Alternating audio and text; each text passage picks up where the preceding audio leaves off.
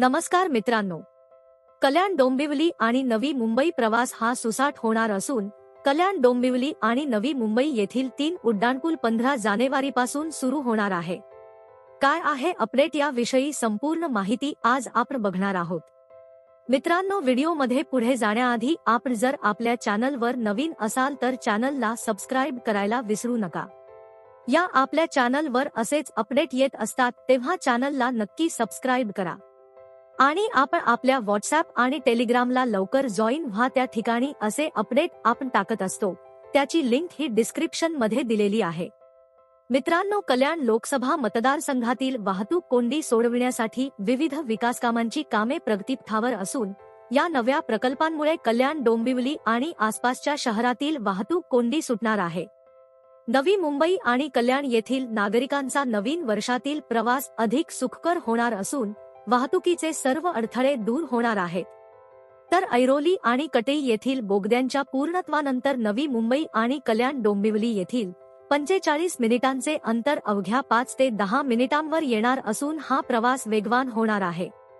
खासदार डॉक्टर श्रीकांत शिंदे यांनी सोमवारी सकाळी या महत्त्वाकांक्षी प्रकल्पांची पाहणी केली. रांजणोली नाक्यापासून या दौऱ्याला सुरुवात झाली. त्यानंतर पलावा जंक्शन येथे प्रगतीपथावर असलेल्या उड्डाणपुलाची त्यांनी पाहणी केली. यावेळी शेळफाटा उड्डाणपुलाचे प्रगतीपथावर असलेले काम लवकरच पूर्ण होणार असून 15 जानेवारीपर्यंत यातील 3 मार्गिका प्रवाशांच्या सेवेत येणार आहेत. तर ऐरोली काटी उन्नत मार्गाची डाव्या बाजूची मार्गिका फेब्रुवारी अखेरीस सेवेत येणार आहे. या 2 पर्यायांमुळे येथील वाहतूक कोंडीचा प्रश्न निकाली निघणार आहे, अशी माहिती खासदार डॉक्टर श्रीकांत शिंदे यांनी दिली आहे. तसेच शेळफाटा महापे या पाईपलाईन रस्त्यावर उपलब्ध जागत रस्त्याचे रुंदीकरण केले जाणार असून येथेही वाहतूक कोंडीमुक्त प्रवास करता येणार आहे. ज्यावेळी येथील उड्डाणपुलाचे काम सुरू होईल तेव्हाही वाहतूक कोंडीमुक्त प्रवास करता येणार आहे. गेल्या काही वर्षात शेळफाटा कल्याण रस्ता 6 पदरी केल्याने येथील वाहतुकीला खऱ्या अर्थाने वेग आला आहे. या भागातील वाहतूक अधिक वेगवान व्हावी यासाठी येथे मुंब्रा वाय जंक्शन पूल उभारण्यात आला. येथेच ऐरोली ते काटी उन्नत मार्ग शेळफाटा उड्डाणपूल उभारला जात आहे. काटी उन्नत मार्गावरील बोगद्याचे काम जवळपास पूर्ण झाले आहे.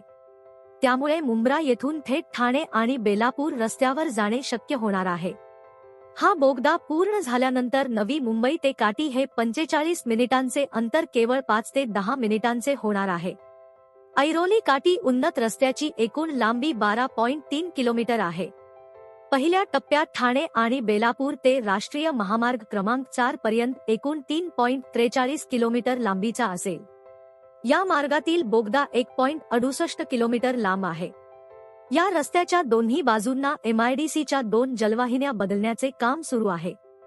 तसेच लवकरच येथे उड्डाणपुलाचे काम सुरू होणार असून येथून वाहतूक सुरळीत ठेवण्यासाठी काय करता येईल याची पाहणीही यावेळी डॉक्टर श्रीकांत शिंदे यांनी केली.